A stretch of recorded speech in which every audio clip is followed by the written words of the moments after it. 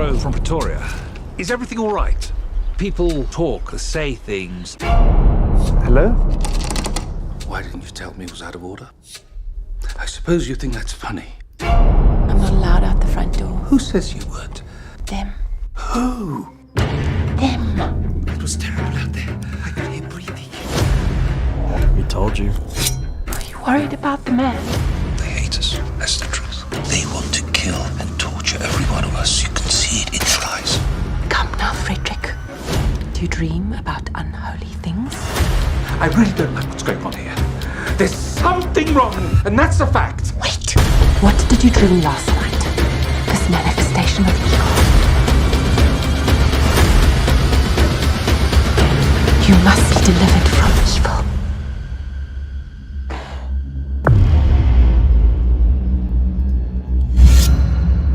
Kid, mind if I take a swig of milk? Knock yourself out. Ulcers. All I do these days is drink fucking milk. My heart bleeds. Yeah, well, so do my ulcers, you punk bastard. What the goddamn hell's this about? There's easier ways to commit suicide, you There's know. a dead man downstairs who found a harder way. Louis? If you killed Louis, so help me. Campagna's okay.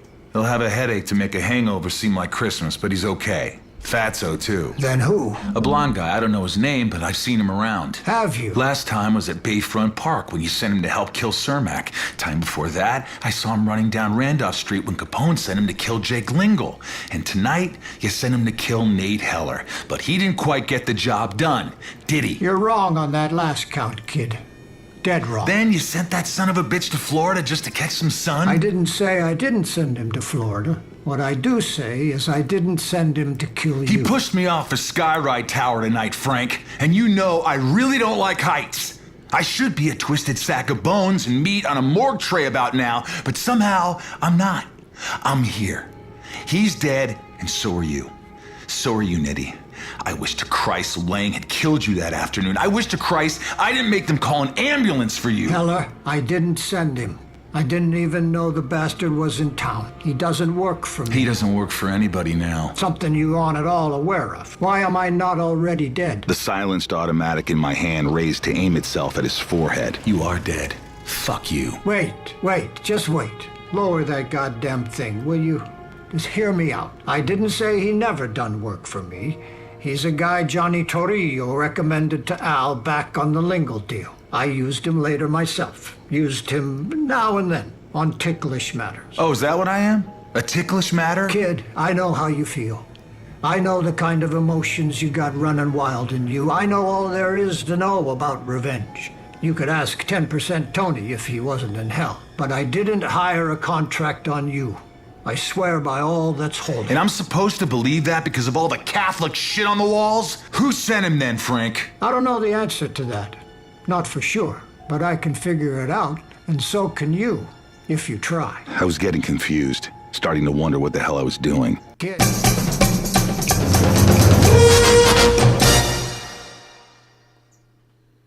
Although edited for television, tonight's thriller contains scenes of suspense and violence which may be unsuitable for young viewers. Parental discretion is advised. Observations with Robert Meyer Burnett.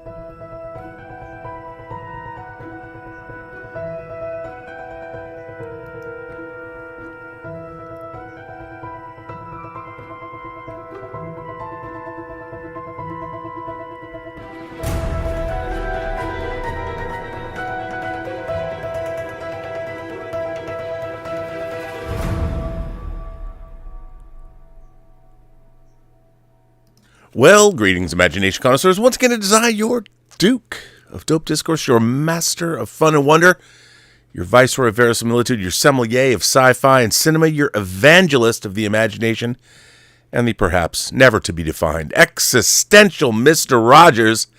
That's right, me. That's right, me.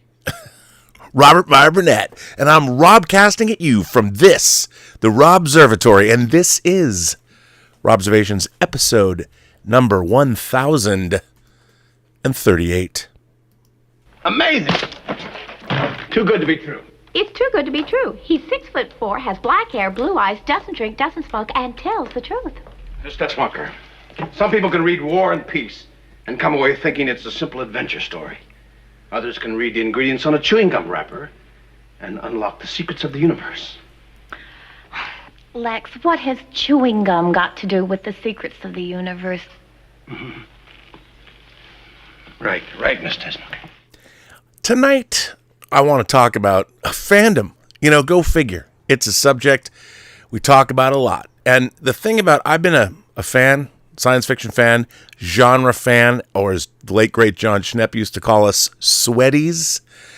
Call it what you want. I like to use the term imagination connoisseur rather than nerds or geeks, even though, you know, geeks and nerds aren't really the same thing, but we all know what we're talking about. Geeks were in the circus, nerds had slide rules and worked at NASA, you know, whatever. However you want to define it the way you want. But I have to say, it is less fun now to be a fan than I think ever before. And it's less fun, not necessarily because being a fan isn't fun, but being a fan has actually become, it's not just that it's toxic, it just isn't enjoyable. I mean, it's sort of an interesting phenomenon. Like, when I was growing up, yes, you would go to, say, a convention, and I would get into arguments with people about, like I've said before, the warp drive, the propulsion systems of Federation starships, as opposed to Romulan starships, for instance. You know, did the Romulan bird of prey in Balance of Terror, could it only travel at impulse? I mean, you know, you'd have these ridiculous arguments about non-existent things. But when you were having them with somebody who might have been arguing for or against the opposite position that you had, it was fun. You know, there was never, you all knew there was a kind of an unspoken rule. We're all fans of this stuff. So the reason we're engaging in these conversations is because we've actually come here, whether we're at a convention, because we can't have these conversations at home. And our friends necessarily don't want to have them with us if we admit to our friends just how deep into it we were, which, you know, I never really did. My fandom was sort of, I was definitely closeted about just how deep it went. And it wasn't because I was embarrassed necessarily. I just knew that I just didn't want to burden anybody. Like, and I also didn't want to explain why I had blueprints of the Starship Enterprise spread out in my room and I was studying them. And, you know, even the way I would play with things, not myself, get your mind out of the gutter. I mean, actually, yes, by myself. So when I would have, like, for instance, when I would play with my action figures or models, I've explained it before, but like I would have models like that I'd built, spaceship models, like, you know, okay, like here's a shadow interceptor from UFO. So if I was playing UFO, which I never played because the only UFO toys I had were made by Dinky, there was the interceptor and then there was a Shadow Mobile. And actually there was Ed Straker's car, but I didn't have an Ed Straker figure. But I used to play with things the way you would make movies, in that I would go to my action figures and sometimes I would build elaborate sets out of blocks or Legos or whatever. I had a girder and panel building set so I could build a building, like a headquarters. They didn't really make civilian things for boys to play with. So my sister had like a 4-story Barbie. The dream house had the dome, but this was like a 4-story condo, and it had an elevator that worked. I mean, you could land a helicopter on the roof, you could assault it, and my sister really didn't play with her toys very much. So that big building was in our family room, so I had access to it. So I would have these scenarios where I'd have action scenes and play with the figures, and explosions would happen. But then if they got in a vehicle, I would go get the vehicle and I would pick it up, you know, and I'd in my mind have battles. And the way I played with, I've talked about this before on the show, but like I would have car chases, and I'm sure to the outside observer, it looked like I was taking 2 cars and going like this on the ground. But in my mind, I was shooting coverage. I didn't even know I was making movies in my head, but that's what I was doing, you know. And I was always trying to get the thing, and when you're going like this, something was happening in this car, and so that's how you. I would play. I was really deep into it. My first real girlfriend, when I say first real girlfriend, I mean my first real girlfriend, starting out at 13, she used to ask me if she could come in, because she knew I explained this to her about how I played with myself, and she would ask me, she would call them battles. She'd ask me, she goes, can I come watch you put on a battle? And I never would. The very idea of it made my blood run cold, because it was such a personal thing. I mean, I would much rather do other things in front of her, to be quite honest. That came later, but I didn't ever want to have, because it was so in my head that I couldn't imagine being watched. Now, my dad's den was right next to my bedroom, and when I was playing like this, I was doing soundtrack music in my mind. You know, I was making soundtrack music with my mouth, and I was doing all the sound effects, and I was doing all the characters, and sometimes I would come up with a scenario in my mind that would last 2 hours. I'd have to play the whole story out in my head, and I was doing it with all my figures. Like I had arrayed them out in front of me, you know, and I knew, like, okay, they're gonna fly to, they're going to Venice, Italy, you know, or something. And when I got to Venice, I had cars waiting, and I would just go from place to place. It literally was like making a movie in my head. And I would go to different locations and things. And I used a lot of stuff. Like when I used to play with my Star Wars figures, I would set stuff up all the way around our house. So I would we had a big planter that was Dagobah. That's where Yoda was. And sometimes I forgot to pick up my toys, and I would leave Yoda in the planter. And my mom was like, why is one of your Star Wars figures in the planter, the big jade plant at the bottom of the stairs? And I'd be like, shit, it was so embarrassing because I didn't, but I felt my house was anyway, that's kind of, I was very much into this, and it was kind of lonely because you couldn't play with somebody else because they didn't know how to play right. And, you know, you watch I'd watch kids play, like they'd have He-Man figures and they're like going like, you know, like 2-year-olds play. I hated that. And I was like, I'd sit there and I'd be Judgy McJudgerson, like, you're not playing right. So it was my whole fandom was in my head like this. And when I would watch Star Trek, I wasn't playing with my toys when I was watching Star Trek. In my mind, I wasn't just watching this story unfold. I was thinking about, okay, what's going on this deck of the Enterprise? And I was really deep into it. I mean, deep into it. But the thing was, it was my alone time. You know, it wasn't something, I did not carry that with me out into the real world. I didn't do that.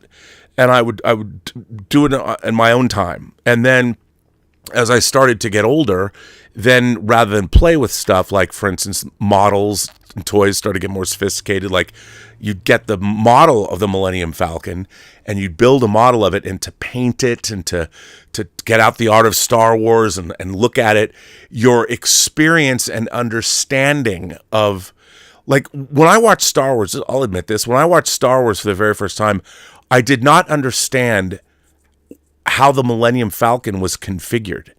Like, if you watch the movie, concentrate on this. Now we all know what the Millennium Falcon looks like, so it's hard to grasp this now. But when I first saw Star Wars, I'm like, is the Millennium Falcon, when I saw it from the top for the first time, because you never really looked down on the Millennium Falcon, it was a circle with these two mandibles that stuck out. It never looked that way to me. And the cockpit obviously is off to the right. It sticks out on the side. And I was, how can Han Solo fly the Millennium Falcon like that? I didn't even understand when I was a kid how you could drive a car sitting off center. Like, how are you not going to crash? How are you going to know when you have enough clearance over here? These are things that I didn't understand. But as I got older, I didn't play with my toys anymore. I didn't have battles. What I would do is the things got more elaborate, and I would set them up. You know, I would pose them, and I would, because I was interested in other things. You know, I just didn't have as much time to have battles anymore. I mean, I was working. You know, I really started working when I was like 13, And then you had video games, you had friends come over, you know, and it was something that went away.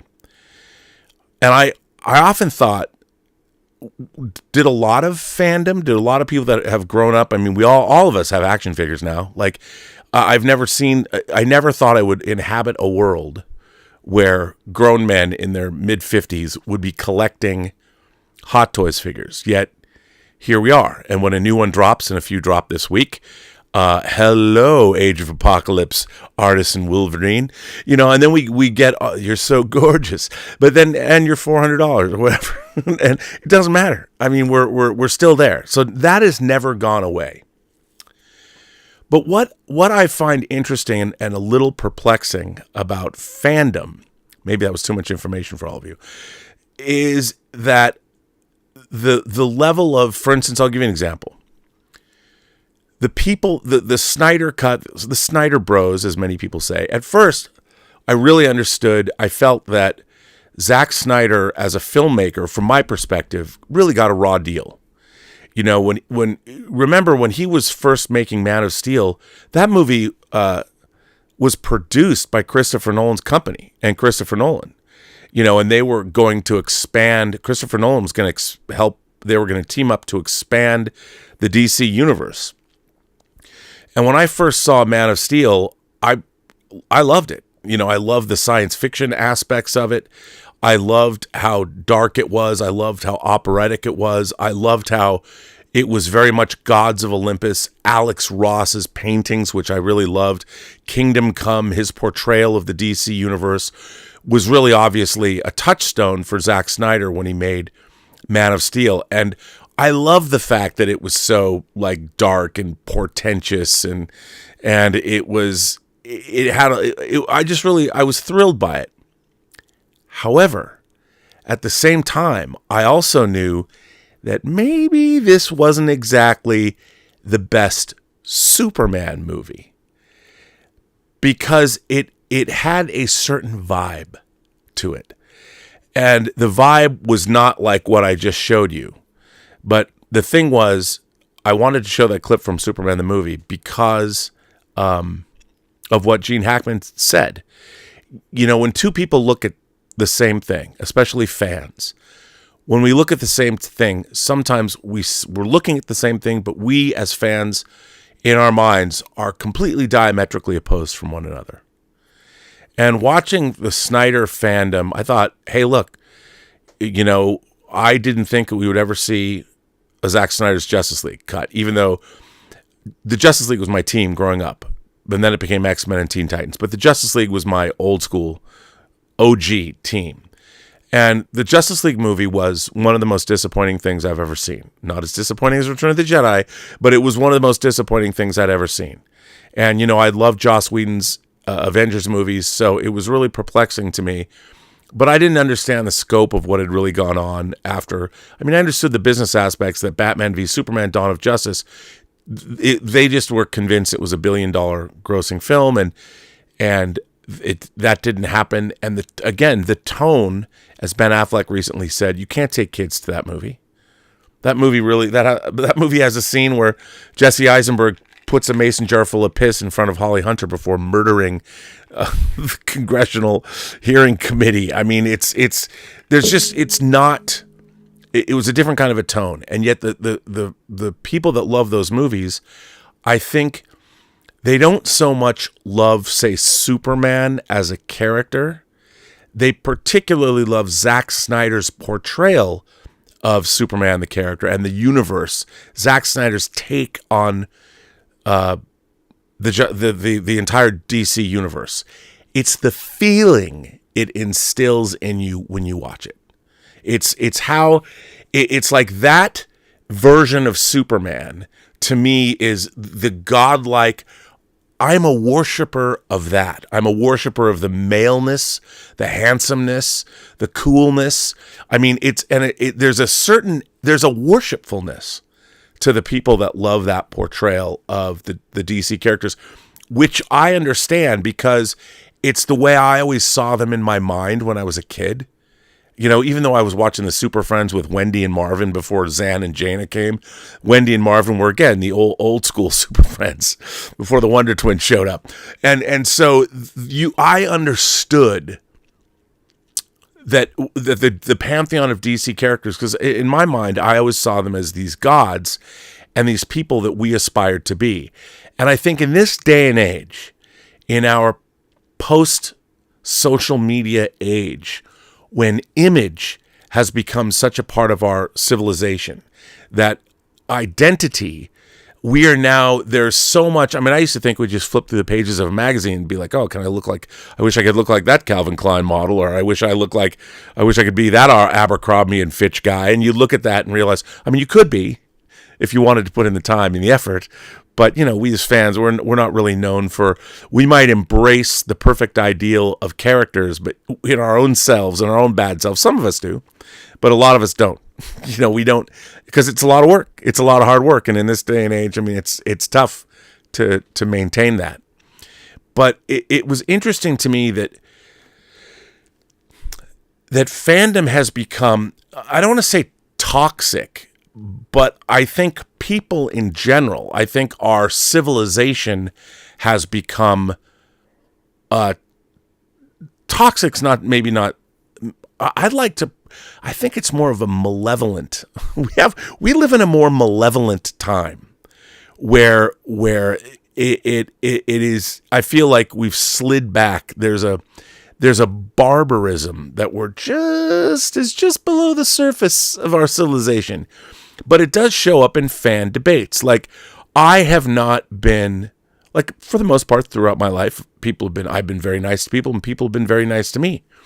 But being out there on the internet over the last 10 years, that has changed.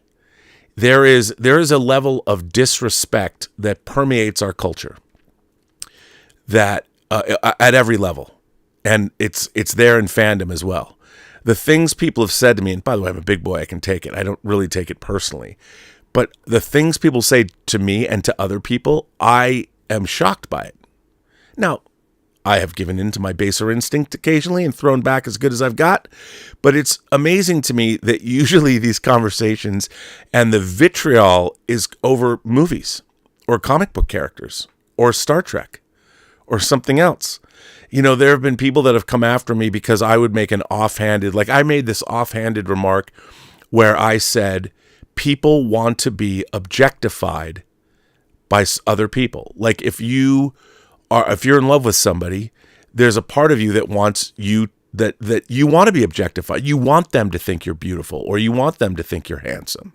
You want them to fantasize about you. You want them to, you know, and people have taken that to me like, oh, Rob Burnett said that objectifying women is good because women want to be objectified. I'm like, no.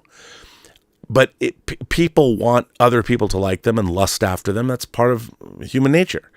But what I've also discovered is that in our civilization, there is a lot less nuance than there used to be. And I think it's because people have started to take themselves a little bit. On one hand, we're taking ourselves more seriously. And on another hand, we've been infantilized by social media. And bringing that concoction into fan spaces, it's not so good. Not so good. Which brings me... Now the tornado picked you up and just landed you in the Kansas of what I really wanted to talk about, which brings me to a movie called The Life of Chuck that just opened in limited markets, and it opens wide next week. Now, what I find interesting about this particular movie, I mean, it was a short novella in a Stephen King anthology called If It Bleeds. And, you know, I've talked about how I have most of Stephen King's books, and I've read most of them. And, you know, when a new Stephen King book comes out, I pre-ordered it, and it shows up in an Amazon box the day of release. And, I read that, and I had read some reviews of some of the stories in there, because I always like to read. Once I start to read things, I like to go back and see what other people think. And that particular story, The Life of Chuck, was a standout story in the book. And it was a relatively simple story that I particularly loved. I mean, it's sort of, I've always thought that there is great wonder in the mundane, that in human existence, you know, when I saw American Beauty and there's the scene where the kid's shooting the plastic bag, he calls it dancing in the wind, you know, and just that isolated image of the bag dancing. Nowadays, even though American Beauty won Best Picture at the Academy Awards, if you want to do an interesting experiment, go read reviews of American Beauty when it first came out, and then read reviews like Reassessing American Beauty, and how American Beauty should not have been a Best Picture winner, and it's really interesting to read that how culture changes so quickly and how the perceptions of things change. American Beauty is just something that always struck me. I really loved American Beauty when I saw it. And in a way, I love movies with narration, even though, you know, you're not supposed to. It's a terrible thing for screenwriters. But I don't know when I fell in love with narration in movies. But I love some of my favorite movies. Barry Lyndon has incredible narration. So good. You know, things like Shawshank Redemption and The Hitchhiker's Guide to the Galaxy. Great. The Hitchhiker's Guide is a great narrator. Loved him from the radio show. But anyway, so this story and the life of Chuck has now come out. And it has become, in my mind, it kind of everything I've been thinking about fandom and how polarizing it is and how people can have extremely different views of something. And I've always thought that, for me, if somebody is adapting a film, somebody's adapting a literary work into a film, the literary work itself must be first principle. Like there was something in that, whatever it is, that made you want to adapt it and turn it into a movie. And I know because I've tried that as well. And there's a book I've been writing a screenplay for that I've wanted to adapt into a movie for 30 years. But when you're adapting, you're hoping to recreate on screen. You're trying to make the cinematic equivalent of how you felt reading that story. And I think Stephen King elicits such strong connection because he writes such great characters. And a lot of the characters, you know, you really get inside their heads and you really understand who they are. And I think that's why so much of Stephen King's work has been adapted. I mean, I made a mistake. I said 3. We're actually getting 4 adaptations this year, including a fifth would be, it's not a direct adaptation, but the Derry TV series about the town of Derry where Pennywise lives. That's going to be a TV show. We already had The Monkey. We have now Life of Chuck, and we're getting The Long Walk and The Running Man. And so why? You know, Stephen King's stories speak to people. And to me, there are really, really great. It's funny to me because the best Stephen King adaptations to me are not necessarily his horror stories. Like, obviously, I think Carrie is a terrific adaptation of the book, even though stuff's cut out. I think Carrie's terrific. Cronenberg's The Dead Zone, while a little slight, is also a great adaptation. I think what Bryan Singer did with That Pupil is pretty great. Great adaptation. Stand By Me, Rob Reiner's Stand By Me and Misery are great adaptations. Frank Darabont's The Shawshank Redemption is a great adaptation. Darabont's Green Mile and also The Mist are great adaptations as well. There's a lot. But then, you know, Stephen King himself, Will Carpenter's Christine. But Stanley Kubrick read The Shining and changed a lot of it. You know, and I love The Shining. I don't think it's a great adaptation of the book. The TV miniseries, I think, is much more faithful. It's just that I really like what Kubrick was doing. Well, now, you know, we come to Mike Flanagan. And Mike Flanagan is a filmmaker that has already had previous experience adapting King. He adapted Dr. Sleep, the sequel to The Shining, which is interesting because it's kind of a hybrid. Is it a sequel to the movie? It kind of is a sequel to Kubrick's film. Same with Ready Player One, which isn't, it's just they go to the Overlook Hotel. But so Mike Flanagan also has become, in his own right, he adapted The Fall of the House of Usher. He did Midnight Mass. Flanagan, and he did Gerald's Game, right? Didn't he do Gerald's Game? But anyway, so Flanagan has now come to The Life of Chuck, and he clearly wanted to do it. And The Life of Chuck is a very unconventional narrative. It's 3 movements of a symphony, I would call it. And it starts with the third movement first, then the second movement, and then it ends with the first movement. Kind of goes backwards, the way the original story did. And it is very fantastical. And it is very much in the tradition of, I said that, I love the movie Amelie. Not a lot of people, Amelie is an acquired taste. But when I saw Amelie at the Sitges Film Festival, I saw Amelie and Kyushi Kurosawa's Pulse on the same day. And I love them both in Sitges in Spain in 2001. Yeah, 2001. And I was sitting next to my friend Steve Melching, and I've told the story before, but when I was watching Amelie, the Amelie Poulain kind of reminded me of myself, not just in the sense that when she walked outside, she saw wonder. She would look at the clouds and see teddy bears. She would turn, and if she saw like an animal in her brass lampshade or whatever, she would see it move and like talk. I totally related to Amelie Poulain. And when she gives the box of treasures to Mr. Brodetot, and he opens it and starts crying and relives his whole childhood memories, and that's what convinces her to become a do-gooder. That scene killed me. It killed me. Now, a lot of people might call it twee. A lot of people might call it a bit saccharine. But it really spoke to me. The whole movie spoke to me. What Genet was doing completely spoke to me on every level. And it never occurred to me that somebody wouldn't like that film. But there's people that don't, like, vehemently hate that movie. And I don't understand. I didn't understand. And it's kind of like trying to understand how the Zack Snyder fan base want James Gunn's Superman movie to fail, which I completely don't understand. Like, to me, growing up as a fan, we got so many different things. Like, to be a James Bond fan, if they're going to replace, I didn't get mad that they're going to replace James Bond. When Roger Moore ended, I didn't sit there and go, View to a Kill was not very good, to be honest. It's one of my least favorite Bond films. And when they brought in Timothy Dalton, I was like, well, dubious, but I was excited to get another Timothy Dalton, a new Bond movie with Timothy Dalton. It was like, I got to see what this guy's all about. I wish he had more than 2 movies, but they had the legal problems between License to Kill and GoldenEye, where there was that 6-year period of time where there's no Bond. But I didn't sit there and go, I don't want Pierce Brosnan to be Bond. I didn't get angry about it. Just that was the way of things. And my go-to position was like, I really hope GoldenEye looks great.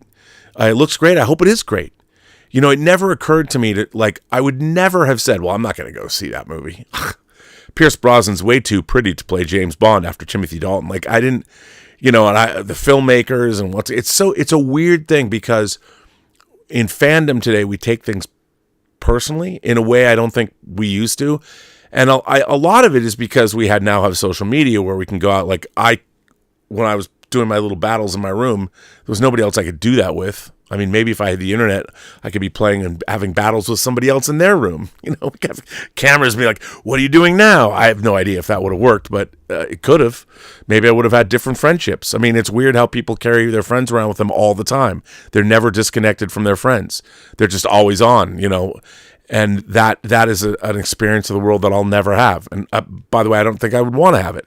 I like my alone time. I would not have liked my phone sitting there when I'm reading Revenge of the Manitou, in my bedroom, and my friend going, hey, how many pages can you talk now? But anyway, so Life of Chuck is a very strange story. It's a very simple story that is dealing with, it deals with the same kind of issues about the wonder of the universe and the fact that even though people suffer from grief, there are things that with a certain attitude and you can get through life, and people might call it really naive because not anything bad really happens to our main protagonist, Chuck. even though he loses his family, he loses his mom and dad from an early age, then he loses his grandparents at a relatively early age, and he's left alone in the world when he's 17. But so, when I watched this movie, when I watched Life of Chuck, I'd heard that it won the Audience Award at TIFF last year in September, and I really wanted to see it. You know, I really like Mike Flanagan as a filmmaker, really like what he's done with King in the past, really have enjoyed other works, like really love The Fall of the House of Usher. It's a hoot if you haven't seen it. And for the most part, it was pretty well reviewed. But now I've read these reviews of The Life of Chuck, and I've been sort of astonished on how polarizing the movie has been. And to me, like, I really do think, like movies like Amelie, it's become sort of a litmus test. You know, everyone talks about, oh, I'm a conservative, oh, I'm a Republican, oh, I'm a leftist, oh, I'm a progressive, oh, I'm a centrist, whatever. I mean, everyone is defining themselves in some way. And, like, that's what they lead with. You know, to me, I never really cared. I just, hey, what's up? You know, tell me about yourself. And I wouldn't lead with politics, and I wouldn't expect anybody else to. Usually, the people that I've tried to bond with, my modus operandi when I meet new people, is to find cultural touchstones that we can discuss. Whether it's movies, whether it's television, whether it's sports, whether it's music, something. You know, you find something about pop culture, and you try and open a dialogue that way. And that way you can talk about something that you're not talking about yourself, you're talking about something that you have a mutual interest in. And I found that works best, especially when you're chatting up the ladies. If you try and find something outside yourself that allows the person you're trying to talk to tell you about what they think. Because you already know what you think, but you don't know what they think. And they don't know anything about you. And if you ask them questions, they know at least you're interested in them. So it's kind of a can't-lose proposition. But I've been shocked by some of the responses to The Life of Chuck. Now, I'm going to read some.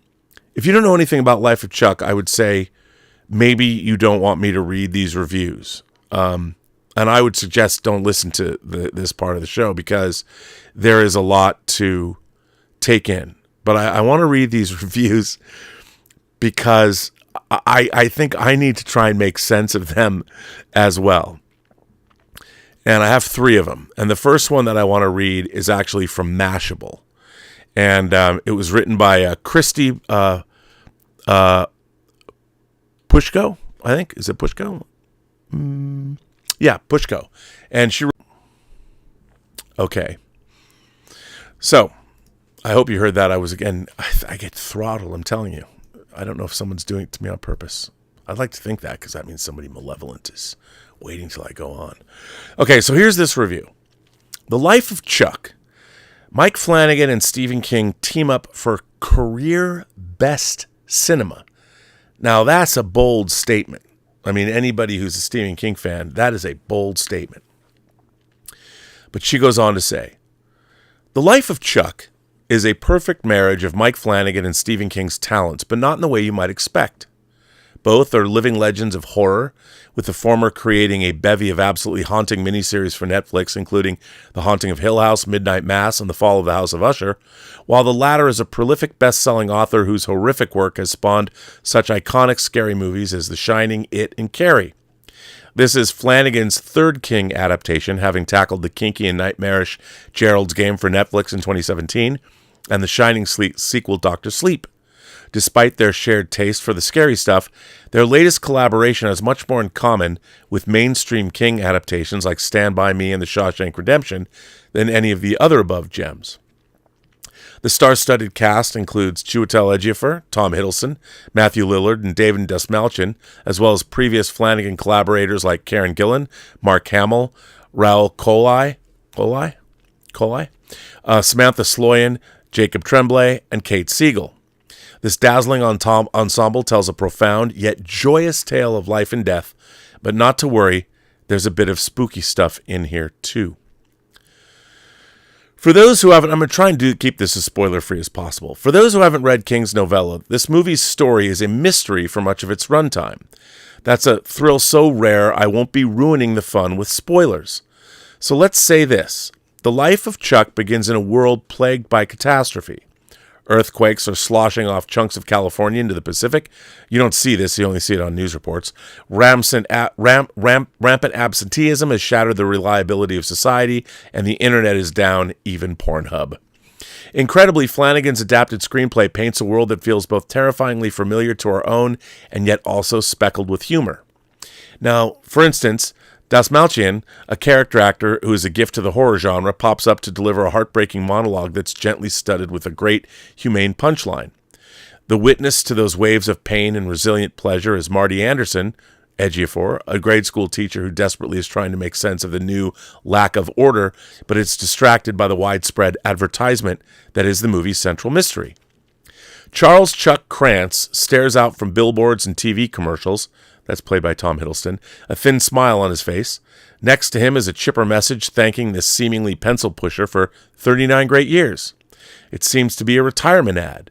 But why, as the stars themselves begin to flicker out of existence, does Chuck's face appear in suburban windows in a terrible green glow? Flanagan won't answer this swiftly. Instead, he'll unfurl the life of this mysterious ad man in the two following acts. And this, he and King explore grief with a defiant joy. In the film's opening act, let's see, I'm not going to read that. It's a foolhardy endeavor to try and capture the whole of life in one movie. Look to so many dull and stodgy biopics as evidence, and yet Flanagan manages it by creating a through line in these moments of meaning. What were the moments that made Chuck's 39 years great? A thread that leads in one direction to the end of the world is followed back to a beguiling dance number in which Hiddleston wows with a buoyant showmanship. This follows back to a childhood tragedy that connects a moment of grandmotherly bonding to an after-school activity to the kind of epic-defining moment of hard-won self-assurance that glows bright even decades later. Where some films struggle to slip through time to gesture to a complete story, The Life of Chuck is elegant in its dance from now to then and way back when. The story is rife with tragedy, including natural disasters, death, and even social anxiety, but it's balanced by the undeniable beauty of unexpected human connections through art and conversation. It is a story that weaves about in such an unconventional way that Flanagan demands the audience's trust and patience. But the payoff is wondrous, delivering the kind of soul-emboldening emotional catharsis of King's most heartfelt films like Stand By Me, The Green Mile, and The Shawshank Redemption. Undoubtedly, The Life of Chuck is not just one of Flanagan's best films yet, but also one of the best adaptations of King's work as well. Now, again, I agree with this, because you have to ask yourself, first principles, is The Life of Chuck a great adaptation of its source material? And to that, I would say a resounding yes, it is. It is a beautifully realized telling of a short novella. It's beautifully done. So any qualms that you may have with the original story, or maybe it's too twee for you, or it's too... I read in a review, somebody called it Kindergarten Kierkegaard. I talked about that earlier. And I just was like, what does that even mean? Like if a movie is a great adaptation of its source material, does that make it a great movie? Now, you might not like the film for whatever reason. You might hate the movie, as a matter of fact, and I'm going to get to people that do. But if the adaptation, if you as a film critic cannot look at a movie, you might not like the movie. But if you at least can admire that it succeeded doing what it set out to do. This is why I've always said that I don't believe that art is 100% subjective. I think that great art has something that if there's truly a universal consciousness and we're borrowing just some of it for our life, I do think that there are some elements to great storytelling, to great art, to great music. I mean, one of the things that I loved about Ron Moore's Battlestar Galactica is the use of All Along the Watchtower, which I thought was that I don't think in the history of science fiction, fantasy, and horror has anything been more off the chain than the use of All Along the Watchtower. Bob Dylan, Jimi Hendrix, and Battlestar Galactica. But if you actually think about it in terms of one of the things I loved about Battlestar Galactica is that God is a character. Now, we might not see, and call him what you want, the creator, it, she, them. There is a creator. There is some kind of, and maybe not God, the all-powerful, but there is there's at least the monolith intelligence that's out there somewhere that is watching all of this happen. It's happened before and it will happen again. And I love that about Battlestar Galactica. I didn't stop and go, that religious hooey in Battlestar Galactica, the monotheist fucking Cylons, and then there's Head 6 and Head Baltar, and they're really angels, and they're there 150,000 years later. I loved it. I bought into it. Like, I'm like, sure, absolutely. That's why, I loved Neil Gaiman's Sandman, and I know it's more difficult to like Neil Gaiman's Sandman today, but I still loved what he did with The Endless. The idea of saying that, okay, when God created the universe, because God's a character in Sandman too, he created these aspects of creation, whether it was dream, whether it was death, delirium that became desire, destruction. I loved all of those, that anthropomorphization. I mean, it's a great leap. Some people, that just doesn't work for them. Like, what? These are how do you anthropomorphize death? Well, she's, wearing a punk outfit from the mid-'80s and wears an ankh around her neck. Like, why not? There's a lot of people that can't accept that. They're like, what? That's a lot of hooey. I'm not going to, I'm not anthropomorphized gods. Like Jeff Goldblum's a god of Olympus. Come on, man. I mean, there's people that, I get it. They reject that outright. But anyway, so she goes on to say, Ejiofor shoulders the first act with eyes alive with curiosity, hope, and fear. Gillen brings a self-assured grit that grounds this dying world, and with a gruff voice and a haunted tone, Hamill plays a grandfather instantly familiar as he is both loving and lost. Desmalchian, Lillard, and Siegel deliver brief but stirring monologues that hit to the core. Sloyan, who is chilly and Usher, is divinely warm here as a grade school gym teacher. Hiddleston shines as a common man with an extraordinary life, while Cody Flanagan, Benjamin Pajak, and Jacob Tremblay do a superb job of playing Chuck's younger selves, mimicking Hiddleston's physicality while carving out their own magical moments. It's incredible. This is a movie that contains so much it just shouldn't work. It's easy to imagine an iteration that fell too hard into the darkness or depended too intensely on treacly sentimentality. Treacly is a big word for this movie, or relied on its dashing star power to gloss over some underwritten turns. But the life of Chuck is masterfully told. Like King's most moving adaptations, it doesn't play by standard rules of structure or audience expectation. It demands we follow the winding road through playful dialogue, painful lows, and rollicking highs to an unknown beyond. It's surprising and upsetting, funny and profound. I laughed hard, cried till my eyes ached, and once gasped so loud I heard it echo across a theater, struck silent by a moment both shocking and tender. As I write this, The Life of Chuck has no distributor, meaning we don't know if or when it might come to a theater near you. But following a rousing world premiere at the Toronto International Film Festival, which I attended, this awesome adaptation won the People's Choice Award, and while it seems certain it will be bought, here's hoping that acquisition will lead to a theatrical release. There are some movies that really deserve to be seen in the theater, surrounded by people, a community, tied to each other in the heady experience of cinematic art, and The Life of Chuck is one of them. It is glorious. So again, here's a review of The Life of Chuck that was written at TIFF. And once again, I want to say who that reviewer is. It was Christy Puchko, and this was written on June 6th, 2025, but it was obviously reprinted from her thoughts right after TIFF. Now, my experience, I'll tell you my experience. When I went and saw the movie, I knew it was the mystery movie. You've heard me say this. I went and saw it Monday night at our local Harkins Theater, and I was sitting next to it, pretty well attended. But the people that was going, they didn't know what the movie was. They don't know what the movie was. I had found out. Chris Gore had told me, because there's a Reddit board, and the people on the East Coast will tell you what the movie is before we get to see it, so we know what it is. So I knew what I was going to see. It was picked up by Neon, that has won the Palme d'Or now the last 6 years in a row. Neon also did Longlegs. It's a perfect film for Neon to put out, and I'm glad it got picked up. My experience watching the movie, the family next to me, I was sitting next to a mother, a father, and their teenage son. They were enchanted by it. The father said, this is a little weird, but I really liked it. I teared up 3 times in the movie, and as I was walking out, kind of a gaggle of, women my age, a friend group.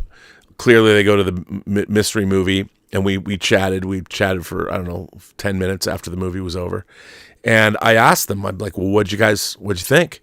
And they all loved it. Without reservation, they were raving about the whole thing, and they really enjoyed it. And there were some people in the movie theater I could tell that really didn't dig it. Some people, I heard whispers of, because I was, when you walk out, I went by myself.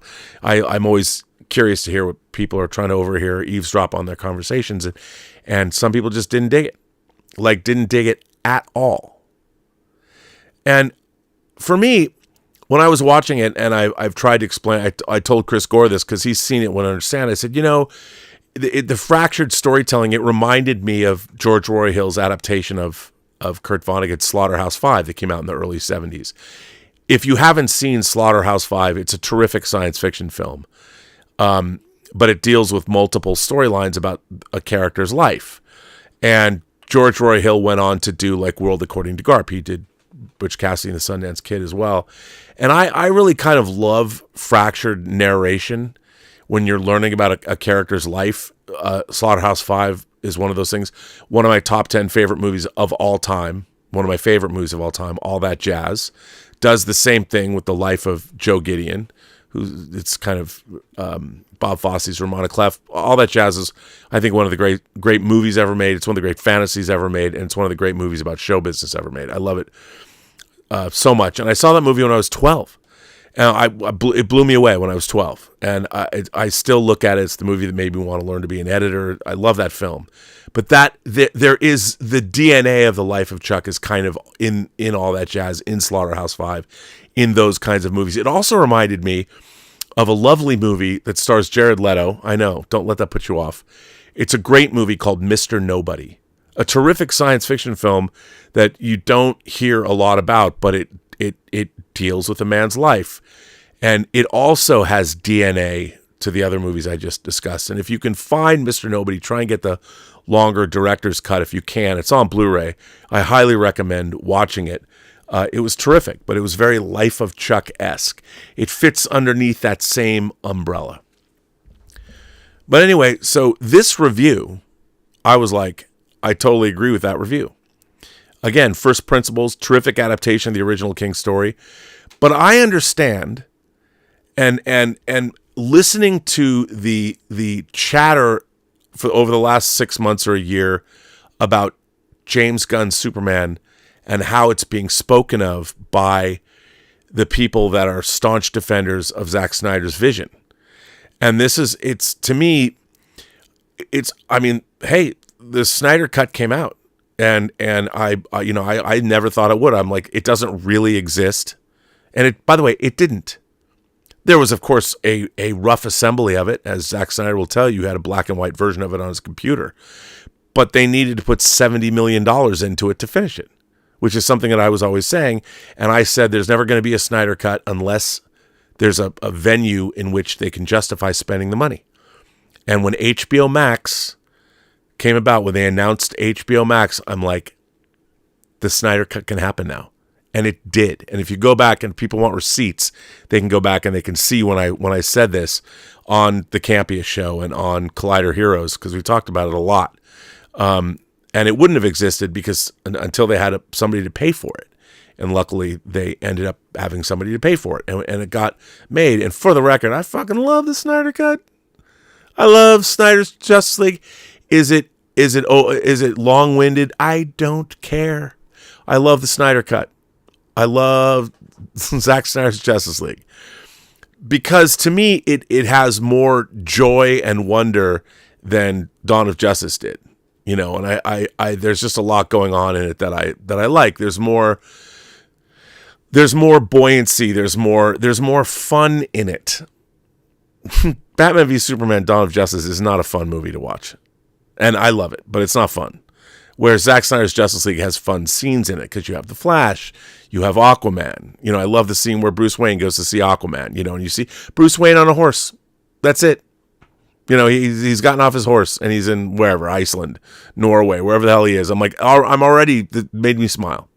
But I was happy that they got that. But the vitriol against everything that James Gunn has put out with Superman. But to me, the whole thing about James Gunn's Superman is it's so diametrically opposed to what Zack Snyder was doing that or not opposed, but different. And the more we've seen as they've released like that final, the NBA Finals commercial that was on last night, getting a little bit more little drips and drabs of scenes, you can see it's trying to do something completely different. Yes, it's a Superman movie, but it's totally different than what Zack Snyder was doing. It doesn't diminish Zack Snyder's work at all, and I'm really, really, really excited about it. I'm sure that certain YouTube channels who love talking about people, they if they really are Zack Snyder fans, they do not like it when other people come out to say, hey, why don't you wait and see with this new Superman movie where it's going to go, and can't both Supermans exist? And I've never really understood that, because as a fan, I've said it before, like in the 80s, you could read Batman and the Outsiders, which was ridiculous. You could read Batman in Justice League with Guy Gardner, or you could read The Dark Knight Returns or Batman Year One.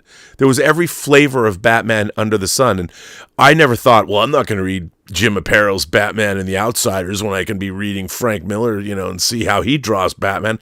No one ever said that. I mean, if you're a comic book fan and you go from run to run to run, nobody sits there and goes, well, fuck that guy, I'm not going to read the comic book anymore because so-and-so came on to write whatever. No one ever did that.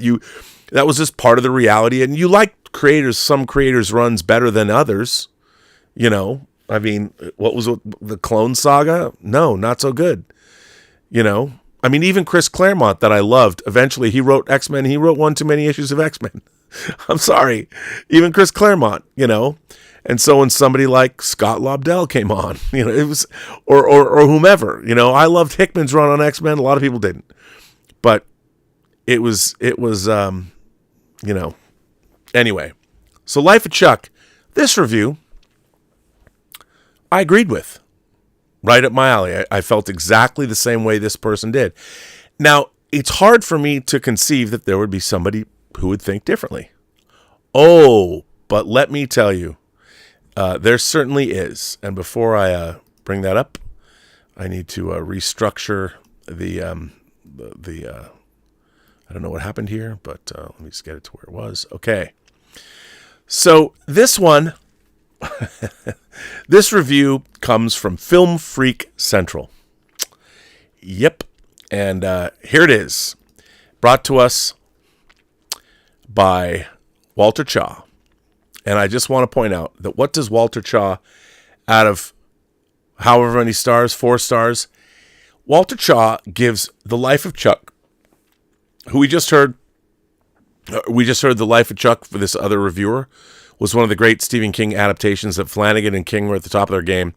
Walter Chaw gives this movie 0, you can see it, look at it right here, 0 stars. 0.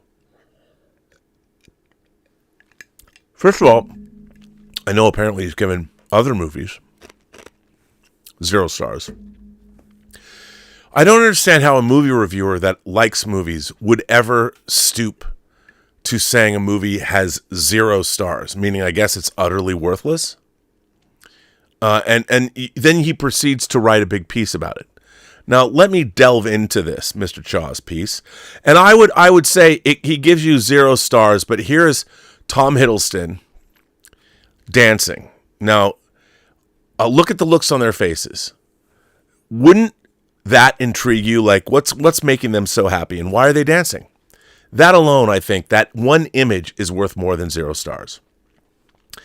But here's what Walter Chaw says. And I think, keep in mind that what Walter Chaw says in this review, think about how fandom talks to each other or talks about what it purports to love. By Walter Chaw. I admit it. I have an allergy to sentimental treacle. Okay? I get that this shit is like mother's milk to some. That fading stars and indeed entire cable channels have tied their strings to the shameless tearjerker to great, if niche, fame and fortune.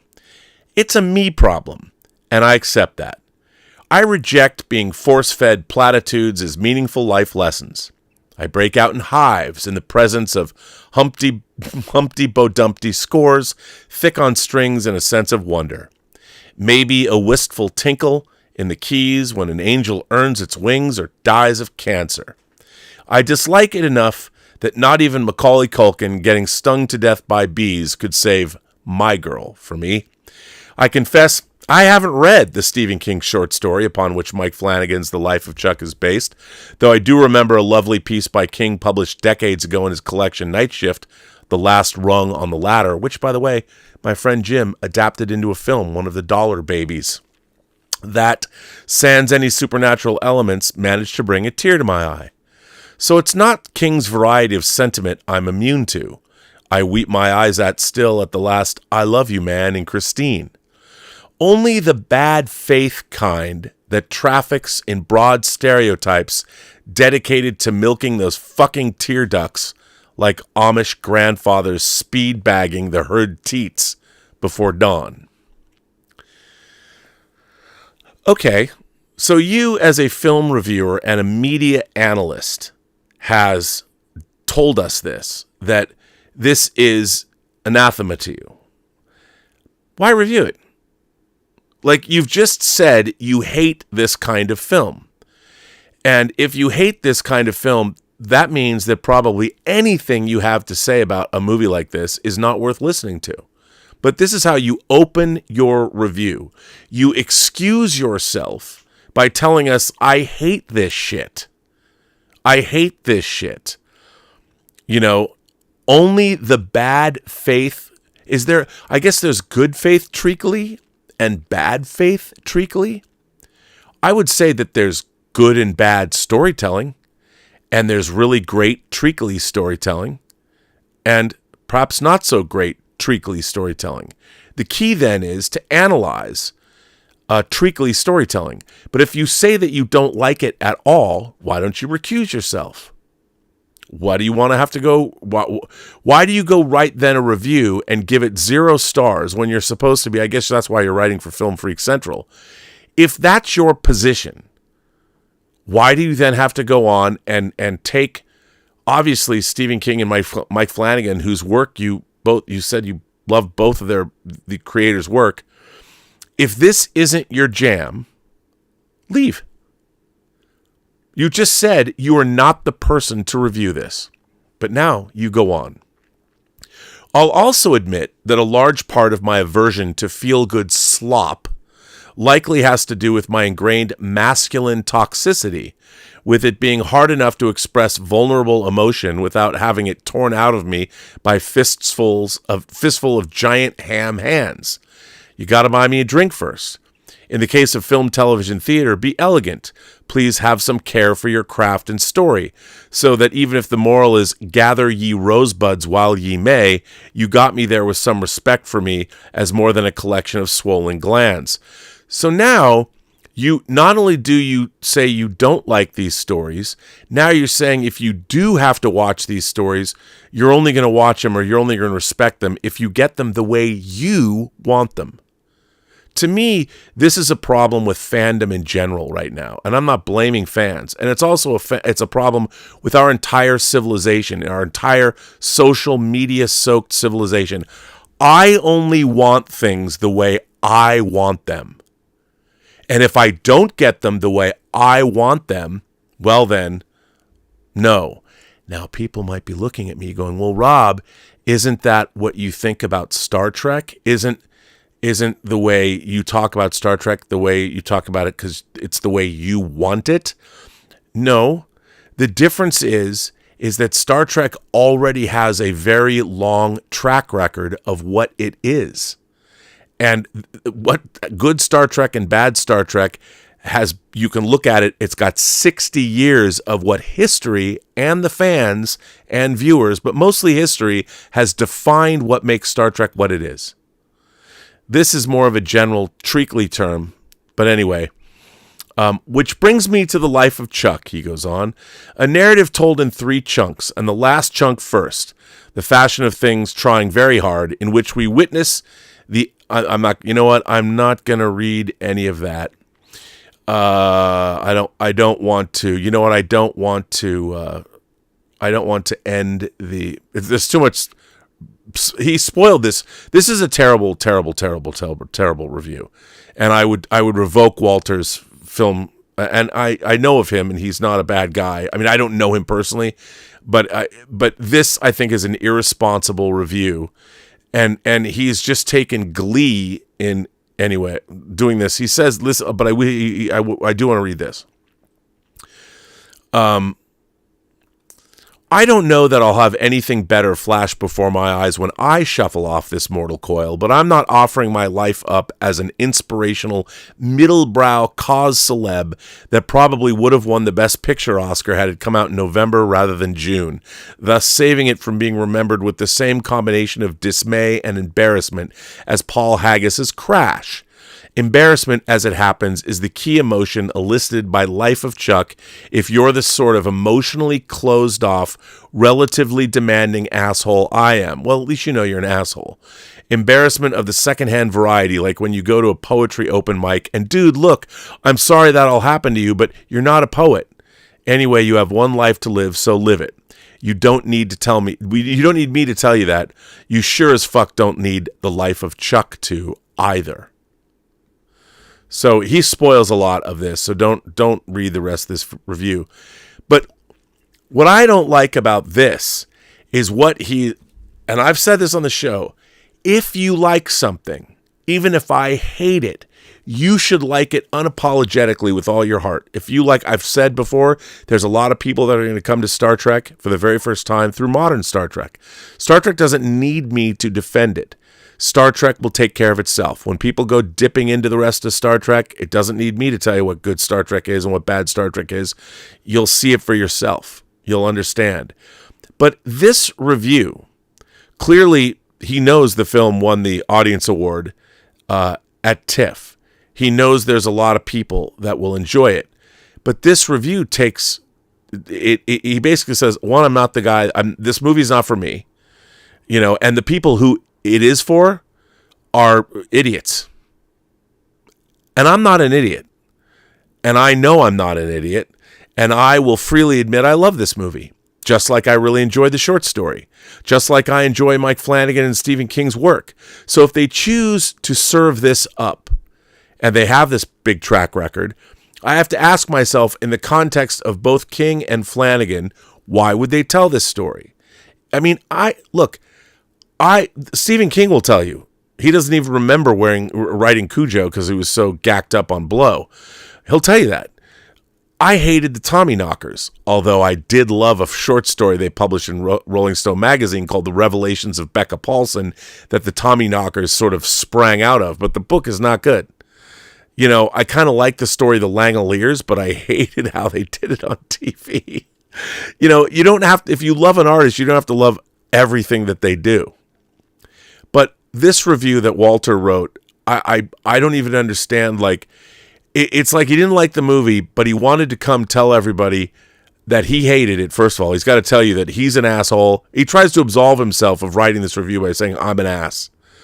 And it's like, okay, I get you're an ass, but you're just telling us that this is all, you're trying to tell me in this review, me, who is a student of storytelling, that what I liked, you're questioning my taste, you're questioning my judgment, and then again I would turn around and I would question your judgment, but I question why write the review in the first place.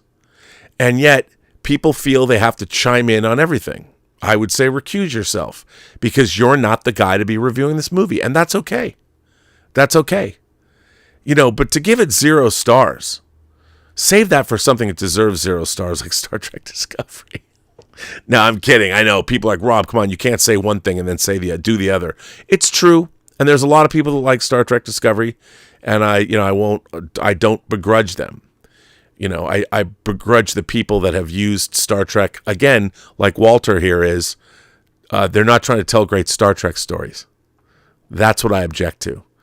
Stephen King and Mike Flanagan in The Life of Chuck are both trying to tell a great Mike Flanagan story and a great Stephen King story together at the same time. And I think they succeeded admirably. What does that say about fandom? Well, I mean, my whole thing is this. If I know that somebody loved something so much, like, for instance, I'll use The Goonies. The Goonies is a perfect example. The people that love The Goonies saw it when they were younger. And I get that. They loved it. And maybe they can't as they've grown up. I loved things when I was a kid too. But as I've grown up, I can recognize, they're not as good as I remember them when I was a child. Like, I've talked about Reptilicus. I could it was palatable. It was palatable to watch Reptilicus as a little kid. I could never, you know what? I was going to buy, I'm like, oh my God, I got to get Reptilicus in 4K. I'm never going to, fuck no. That movie's terrible. It's terrible. I can't justify it. I can't do it. I ain't getting on that old barge after that mean old shark. I ain't going to do it, Mr. Quint. I ain't going to do it. No. I can look at Reptilicus now and go, I was much more forgiving as a child. We grow up and we have taste. But I do want to read a final article about this movie that I also thought was very interesting. And it is from this is from the Gospel. Yes, you read that right. You heard that right. thegospelcoalition.org. See, like I say, I like to cast a wide net. It's by Brett McCracken. Get Brett McCracken. In one sense, the life of Chuck is timely. With its depiction of the last times, Mike Flanagan's apocalyptic drama, rated R for language, reflects a real cultural sense that the end is near. Whether by climate catastrophe, global pandemic, depopulation crisis, AI superintelligence exterminating all humans, or geopolitical fragility finally cracking in the sort of nuclear scenario Anne Jacobson depicts, potential causes of doom are mounting. Based on a Stephen King novella, The Life of Chuck, which tells its story in reverse, taps into this anxiety by starting with a depiction of the end of the universe. The apocalyptic vision feels disturbingly relevant and unsettling, yet how the film wrestles with meaning in light of impending destruction is less relevant. With its feet planted squarely, if shakily, on the ground of materialistic atheism, Chuck is out of sync with the meta-modern zeitgeist. It feels more like a relic of the aughts heyday of new atheism than a product of the present vibe shift. King's novella is good fodder for post-Christian auteur Flanagan's sensibility, and the movie might appeal to deconstructed believers, hardened agnostics, and other cynics. But at a time when secularization is slowing, religious interest is rising among young people, and books are being written about the surprising rebirth of a belief in God, a movie like this probably won't resonate widely, and that's a good thing. How do we make sense of our painfully brief existence? What's the point of being alive, knowing we'll soon not be alive? These are the questions Chuck ponders, made urgent by the film's setting in the final days of the cosmos. And let's see, I don't want to read anything of the plot. With frequent nods to Walt Whitman's Song of Myself and a kind of dance while you can joie de vivre as a coping mechanism, Chuck faces finitude with a wistful blend of romantic nihilism. The film is heavy-handed in the motifs it returns to again and again. Carl Sagan's cosmic calendar figures prominently, as do allusions to math as the only truth that can't lie. Stars are just math, Chuck's grandfather tells him. The universe is just one big equation. There's no transcendence, no cosmic telos, no hope. Just math. Equations, probabilities, theorems. Oh, I think there's more than just math, and this movie's about that. To be sure, there's mystery in the film's story. Seemingly supernatural events occur, yet presumably these are just phenomenon explainable by equations science hasn't cracked yet.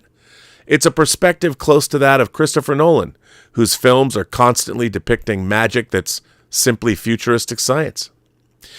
In this movie, as with Flanagan's Netflix series Midnight Mass and The Midnight Club, God isn't believed in, but he's wrestled with. Good people suffering, orphans, cancer. How does one cope with life's horrors? One way is to question or blame God, even a God you don't believe exists. At one point in Chuck, the narrator describes how Chuck's final moments will play out.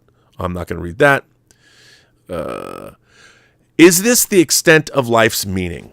Ephemeral moments of joy, kindness, and connection with fellow clumps of rotting meat. This seems to be where Chuck lands.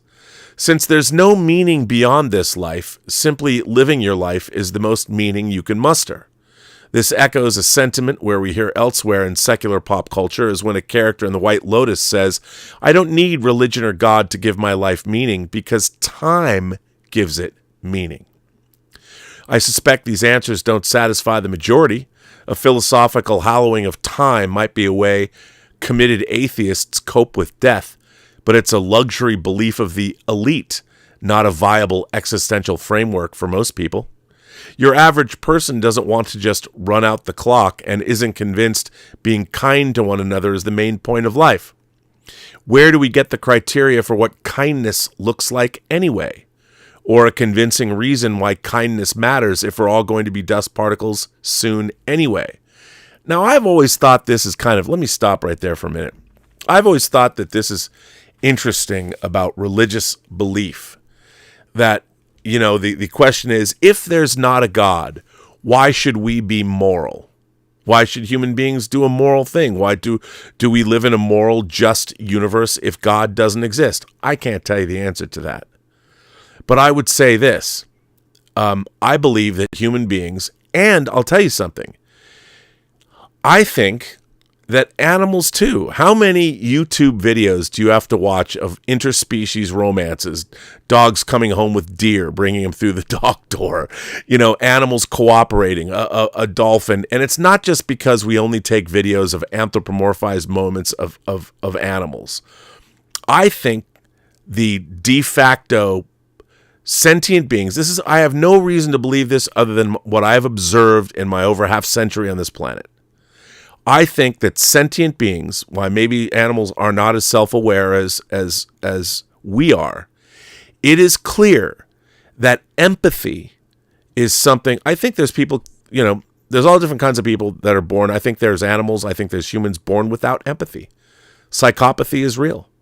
I think it's just it's a function of anything else. That's why we don't have the scientific. We can't prove it yet, but you know we're in the middle of Pride Month has just started. I've always believed things like we know that homosexuality occurs in nature. You're born that way. I also believe that's true of our trans brothers and sisters. I think there's a certain amount of people on this planet that too much estrogen or testosterone in the womb, and literally their brain is in the wrong body. We can't prove that. I have nothing other than what I've observed in my life. I think that's true. Just like I think people are born psychopaths. But for the most part, I think that most sentient human beings and most other beings that are also sentient are, in fact, there is empathy built into us because we work better cooperating. We need one another. I mean, we're not like an ant kingdom, the way ants seem to just be born to be able to work together and understand from birth the way that the hive works. But I really do believe that human life, human existence, is better when we are cooperating and interacting with one another. And to a certain extent, interacting and cooperating with the rest of the natural world. Whether it's trees, whether it's animals, whatever. I mean, I think that is probably where we're supposed to be. If you believe in the Gaia theory, and if you really do, I mean, again, if you're a really religious person and God created the heavens and the earth, we believe that we have dominion over the animals. But I would say that this entire planet is all interconnected. Not to be hippy-dippy about it, but it clearly is. We just human beings want to forget that when it becomes, oh, I want to go build an apartment complex over there. You know, well, what if you're going to, those are wetlands for birds to migrate to. Doesn't matter. Well, we don't know that. We don't know that it doesn't matter. There's lots of big animals that evolved on this planet the way we did as well. Evolution within a species, if you choose to believe that. And there might be a reason why we coexist with all the different animals, whether it's in the plains, the velds of Africa, whether there's the giant whales in the sea. There's probably a reason why all of us coexist at the same time. And why we haven't spent more time thinking about that is beyond me. Yeah, we can have microplastics in the ocean. Okay. Well, maybe we shouldn't, because the ocean's kind of like the blood of the planet. We don't even have any understanding. Like, in our little myopic way, we don't even exist. We only exist within certain heights on this planet. You go too high, you can't breathe. You go in the water, you can't breathe. It's not like this planet is completely made for human beings. There's a lot of places where we can't exist and other life can, but we don't incorporate that into our worldview. And I think probably that we should. But anyway, let me get back to this article. So, the present vibe shift across the Western world, a fervor for spiritual experience generally, and a renewed appreciation for Christianity specifically, is evidence that in the face of dizzying change and doomsday fears, humans gravitate to higher truth. We understand our need for a redeemer. We cannot muster meaning or purpose from within ourselves. They're bestowed on us from our Creator. Thankfully, we don't have to shrug at the unknowability of some complex math in the universe that might explain why we're here. Well, why not? We have a self-revealing God who told us who He is, why we're here, and what everything is moving toward. Truth, goodness, beauty, sacrifice, love, life, death, and pain make sense in the light of this God. That's what more and more restless, disillusioned late moderns are coming to realize. We don't dance because life is meaningless and the end is near. We dance because God is good and eternal life can be ours in Christ. And that's the story that rings true. Now, again, this was all part of a review of the life of Chuck. Just another viewpoint. See, I don't think that we don't need something else. There is wonder, whether you choose to believe it's divine or not. There is wonder all around us. Again, the very world that we live in, the air that we breathe, the fact that there's all these other life forms sharing this planet with us. And while they might not pay any attention to our existence, we know that they're there. So then the responsibility falls upon us to acknowledge that. And, I've always thought it's such an interesting, look, I have 4 dogs. They all have different personalities. I know what they want. They communicate to me. They have figured things out. Times of day, when they're supposed to eat. They know when I'm going to go to bed. They even know the way I sleep and who gets to crawl up and put in the crooks of my knee and who leans their snout on the back of my head. They've figured this out. Not only have they figured it out, they've negotiated within the pack how they treat me. And this is something that I've observed. So it's pack behavior. It's not just individual behavior. It's also pack behavior. To me, I see awe and wonder in that. I never had dogs before. I've now been a proud dog owner with Elizabeth for 7 years. We got Gilbert 7 years ago. I did not know what it was like. Having a dog changed my life in a profound way because I realized it's probably the closest I'm ever going to come to being communicative with an alien life form. Now, it's just a dog because they're mundane and we've had them for thousands of years. But for me, I'd never had a dog before. And now to have 4 dogs, it was one thing to have 1 dog. Then we had 2 dogs. Then we got a 3rd dog so we wanted to have puppies, literally to sell. And that was a profound experience for me because I took care of 3 litters of puppies. We talked to vets. We did some research. You can have 3 litters of puppies and that's it. And I raised those puppies. We raised them in our bedroom and I played with those puppies every day. I interacted with them every day. And I watched them grow up and I watched them develop personalities. And it instilled me with wonder. It really did. And it was an astonishing experience. And then those puppies went out, and people have kept in touch with us. We asked them to keep in touch with us and to see how the puppies have touched other people's lives. And we brought those puppies into existence. I mean, the dogs did the whole work, but we went and got it. We literally decided to do it, as an experience and as a way to defray the costs of living, and to see, I can't speak to, even though I was raised Jewish, I don't know if God exists. I lean on the side of not believing. But I will tell you this: when you have a litter of 9 puppies that are 11 weeks old, and you watch a family of 3 and say their 3-year-old daughter walk into where we had all these puppies, and they were roaming free, and watching those puppies interact, because a puppy picks you, and to see those puppies pick the people that took them home. Call it divine, call it miraculous, call it what you want, but there was a sense of awe and wonder watching it happen.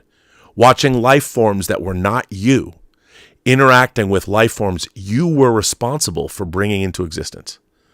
And we took very good care of these puppies. We weren't going to give them to just anybody.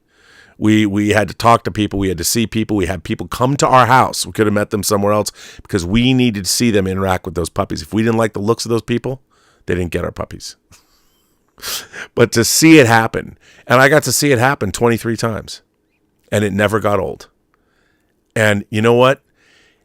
That's the kind of person that I am. And The Life of Chuck was a movie that when I was watching it, I felt magic. I felt that there is magic in the world. I've always felt that way. Amélie Poulain, Billy Pilgrim, when he was there, he finally wound up on Tralfamadore, all that. Joe Gideon, there are all these people, Peter O'Toole and the stuntman. There is wonder and awe in existence. And however you find that existence, fandom had it for me when I was a kid. When I was a fan, when I was doing battles in my room, I was in the midst of storytelling was what instilled me with awe. And I think sometimes in our modern age, it's so easy to forget that, and I've always loved stories that delve into those things. Maybe that's why I like Stephen King, because he's able to give you the supernatural in the mundane. He was the guy that took the horror out of the mountains of Carpathia and put it down the street, and that was his gift. And that's what suddenly, he was, he was not writing Baron Orgaz. God bless Frank Loria. It's the sensational new occult novel from 1974. But I'm telling you, I like Life of Chuck, and I'm not going to apologize for it.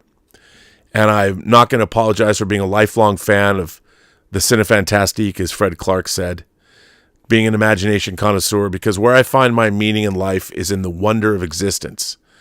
And, so, yeah, let's see what you guys have to say. I have no idea what you guys have to say. Tom Jr. Jackson, he's a PGS hero. He's always been a PGS hero. Darren is a new imagination connoisseur. Darth Plato said, remember D-Day. Is it D-Day yet? Remember D-Day. Stephen Langford says, hey, Rob, your thoughts on the first trailer for the new James Bond game 007 First Light? It looked really great to me. There's been a lot of good. I liked the From Russia with Love Bond game, but this looked particularly great. I really liked it. I liked all the voice acting, too. John from New York says, hi, Rob. I saw Life of Chuck this past Monday, and having lost my best friend just prior to his 39th birthday, this film hit me hard while watching, and harder still thinking about it afterwards. See? Now, are you going to let Walter Chaw take that away from you? I don't think so. You shouldn't. But first of all, I'm sorry to hear about your friend.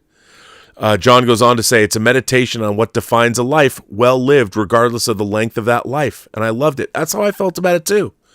I mean, it's so funny. Like, what do you want? A movie like Come and See, which is a terrible it's a great film, but it's about the horrible nature of human beings in war. Does something have to be that hard hitting for you to find awe and wonder in it? You know, there's a Canadian movie called Last Night that Life of Chuck also reminded me of. And in Last Night, like Don McKellar's in it, David Cronenberg's in it. He plays an employee of the power company. The world is like going to end at midnight or something. I think it's at midnight. And everyone knows it. Like, what if we knew that there was a cosmic catastrophe, that a gigantic extinction level event asteroid, or like the end of knowing, a solar flare was going to take the Earth out, and there's nothing we could do about it. And we knew it's going to come, or, you know, if you believe in conspiracy theories, or not conspiracy theories, but certain circles are talking about a potential apocalyptic event happening in 2027. The Anunnaki might come back, might have disclosure, the poles might shift, who knows? But in 2027, supposedly, Ross Kolar will tell you, maybe there's an apocalyptic event coming. Now, let's say we knew it was going to come. What would you do? You know, not with a bang, but it was going to be a whimper. You know, it's not something like a giant solar flare is going to burn the Earth to a crisp, but it was something that, who knows, maybe it was like a leftovers event where we knew that the cosmic forces of the universe were just going to make our atomic structure, we would all dissolve at 12:01 or something. How would you lead your life for the next 60 days or 90 days? Or maybe we knew it was it's a year away. What would we do? What would human civilization do? I mean, and what I liked about it is if all these cataclysms were happening in a compacted part of time, like they are in the life of Chuck, and everybody still's like, you're going to work, what would you do? And I like stories like that. But Last Night is an interesting story. If you've never seen it, I gotta watch that again. I like that movie. Anyway, it's kind of got Life of Chuck vibes in it. But you're right, John. I mean, a life well lived. Austrian Story says, I'm reading the Silver Age Metamorpho right now, and I'm excited. So yeah, I'm excited too. Look, what's not to be excited about? We're getting a big budget Superman movie with Metamorpho in it. I'm in. Major Chai Chai back from the land of the rising sun. I loved Amelie 2. My favorite part was Brodito. Reconnecting with his family and teaching his grandson how to enjoy eating a chicken. Yep, see, that's exactly right. That's why that movie is the greatest thing ever. MTH says, Rob, can you please explain in more detail why you dislike Goonies so much?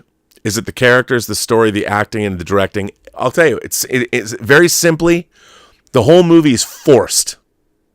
Everything in it feels like a forced construct. It does not have a naturally unfurling.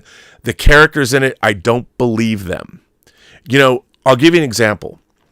If the Goonies had more of a Stand By Me vibe, then maybe it wouldn't be the Goonies anymore. But to me, the Goonies was a movie about childhood where all the adults who made it forgot what it was really like to be a child. You know? And at the same time, you had movies like Stand By Me. You had movies like Monster Squad. Hell, the Disney live-action films like Candle Shoe or Treasure of Matacumbe, you know, or any of those movies felt more real to me than the Goonies. I liked movies about, you know, kids. I would have much rather watched fucking Bugsy Malone than watch the Goonies. Everything in that movie felt forced. I did not like any of it. And I didn't like the villains. I mean, it was all so constructed. And it was all so... Now, remember, I've only seen Goonies once. And I saw Goonies literally 40 years ago. I've never watched it again. But I hated it. I hated it because it was forced. I didn't buy into it. And I had seen so many other movies about childhood and things like that that were interesting. That's why I didn't like Goonies. Dyna Guy says, Gunn Superman's tone fits his appreciation for comic book creators. Rob Liefeld says Feige doesn't respect them and has one of the biggest Hollywood egos. Well, I would say that, you know what, Kevin Feige, him and Jeff Johns worked at Richard Donner's company. Kevin Feige, remember, he worked on 14 Marvel movies before the MCU. So he saw what worked and what didn't work. And, you know, when you've made as much money as he's made, and when you have as much money riding on success as he does, and look, Kevin Feige went from being the wonderkind most successful producer in Hollywood history to a man who's now teetering on the brink, precarious. He's not the guy he was when Infinity War and Endgame came out, and he's still hanging in there. Now, everybody who works in Hollywood that commands that much money, that much manpower, you have to have an ego. You have to have a healthy self-image. And remember, Kevin Feige now has produced what is Fantastic Four, the 37th Marvel cinematic movie, or was it Brave? Yeah, Brave New World was 35. Thunderbirds are go. Thunderbolts was 36, and Fantastic Four is 37. And that's not even including all the TV shows. And now he's making Infinity War. I mean, Doomsday and Secret Wars, which probably are two, if they're not they're probably the most expensive movies ever made, ever. It's,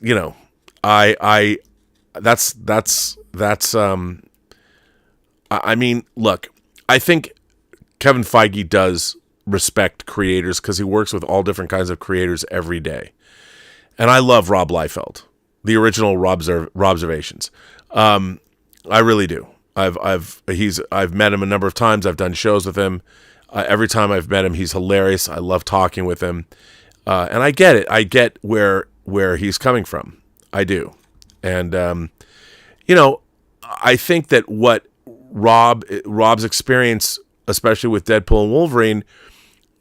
You know what? There's no reason why you can't roll out the red carpet once every couple of years for a character that just made you $1.5 billion. Deadpool and Rob Liefeld, Fabian Nicieza, I can never pronounce his last name, and Rob Liefeld, but Rob Liefeld created the design and look of that character and shepherded that character into existence in the pages of New Mutants.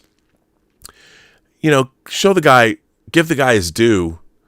When you roll out a Deadpool and Wolverine movie, and Deadpool is a character that's now made $3 billion with a B. All three of those movies together collectively have made $3 billion gross. Show the guy a little respect. That's all you have to do. That's all he wants. That's all any of these comic creators wanted. Here's my, since somebody asked, here's my go-to position with that. I understand Marvel will tell you, the lawyers will tell you that, yes, all these people, when they're working for Marvel Comics, they were doing work for hire. Yeah, that's right. But nobody expected that you would take, like Jim Starlin when he...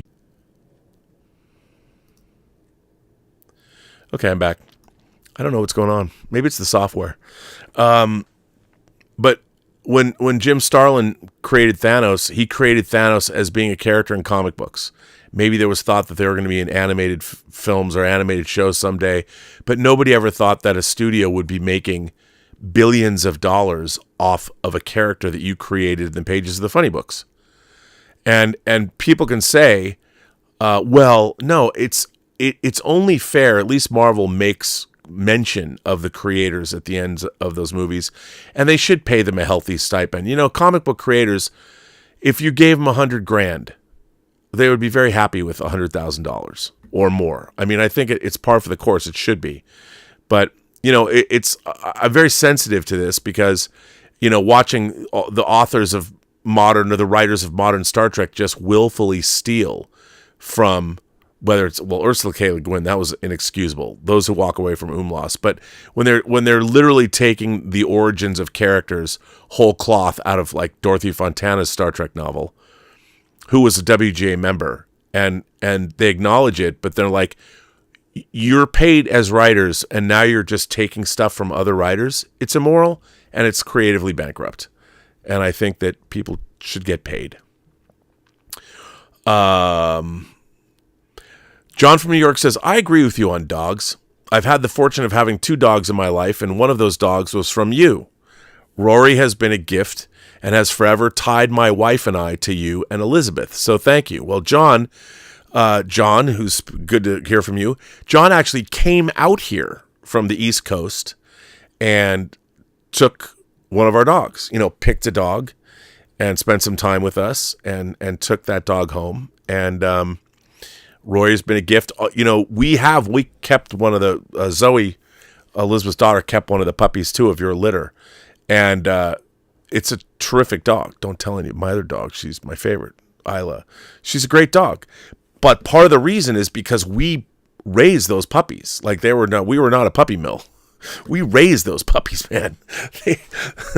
They were halfway in our bedroom and halfway outside. We had a pen that we were from the beginning. And thanks for saying that, John. I appreciate that. 1001 Johnny says, Rob, how could you not enjoy the Goonies? It insists upon itself, Lois. It insists upon itself. You're damn right. That's exactly what it does. 1001 Johnny also, oh wait, actually, hang on. Darth Plato was first. Wait. Let me get back to this. I don't want to miss anybody. Hold on. Let me just call this up again. Sometimes I have to do this twice and Okay. 1001 Johnny says, Henry Cavill is indeed my favorite live-action depiction of Superman, but the definitive depiction of Superman is Tim Daly and George Newbern in the DC animated universe. If you cannot appreciate the DC animated universe Superman, then you don't know Superman. I think James Gunn does. I hope. Yeah, I mean, and it's great. I do like what they did in the especially in Justice League Unlimited. 1001 Johnny goes on to say, oh no, it's Darth Plato that says, if you think that was a bad review, you would have loved my local paper's review of Return of the King. Quote, this awful movie was made in the George Bush war room. The hobbits that no one cares about kept showing up on screen. Pro-Western drivel. See, again, that it's just there's people that look at, because I know some of them, there's people that look at Lord of the Rings and they just can't get past the wigs. And I get it, and I understand that, but you know what? Those are people that have a problem with suspension of disbelief. And like I've always said, watching movies is a skill. It is a learned skill. And unfortunately, I fear that the output from the studios over the last 25 years has been, well, not been challenging, to say the least. You know, I was thinking about this today. I've been talking about this a lot, actually, in the last couple of days. I love legal dramas. I love legal dramas. I love courtroom dramas because there's an inherent battle, and it's like playing chess. I've been watching, I remember E.G. Marshall was in a show, I think it was called The Defenders, when I was a kid. And I love the paper chase, both the movie, but I really like the TV series and Professor Kingsfield and learning about the law, because as a civilizationist, the law, especially like our Constitution and habeas corpus and our entire legal, the legalities of that's what gives us our civilization. And to have people that go to battle in courtrooms with a jury of their peers, looking on, I've always loved that. I've often thought maybe I should have been a lawyer, but there's no way. I would never pass the bar. I could never study that hard. I would never have remembered, but I've always, some of my favorite movies, like And Justice for All, The Verdict. I mean, The Verdict, to me, and of course you've got 12 Angry Men, which I saw between my junior and senior year in high school at leadership camp. 12 Angry Men, I've told this story before. There was a girl, it was leadership camp. She was really interested in me, and she was like running her hand up my crotch during 12 Angry Men, and I'm batting it away. And she was really attractive, but you know what? Don't mess with my movies, Nadine. It's like, don't fuck with my disco. There's a Stephen King reference for you. But I love those things. I mean, I love legal dramas and all that. Studios don't even make them anymore. I mean, The Verdict is one of the great movies about good and evil, but it's a courtroom drama that stars James Mason, Paul Newman, and Charlotte Rampling. And Lindsay Krause. These men... The Verdict is like Star Wars of legal dramas. It's just, I love it so much. Sidney Lumet, Norman Jewison making And Justice for All. You ever see And Justice for All? You're out of order. This whole court is out of order. It's so good. It's so good. And I was a kid when I saw it. I mean, Verdict came out in 82 and And Justice for All was like 79. I fucking love legal dramas, man. Anyway, where was I? What was I talking about? Oh, yeah, 1001 Johnny. Darth Plato. Drivel. Yeah, that's bad.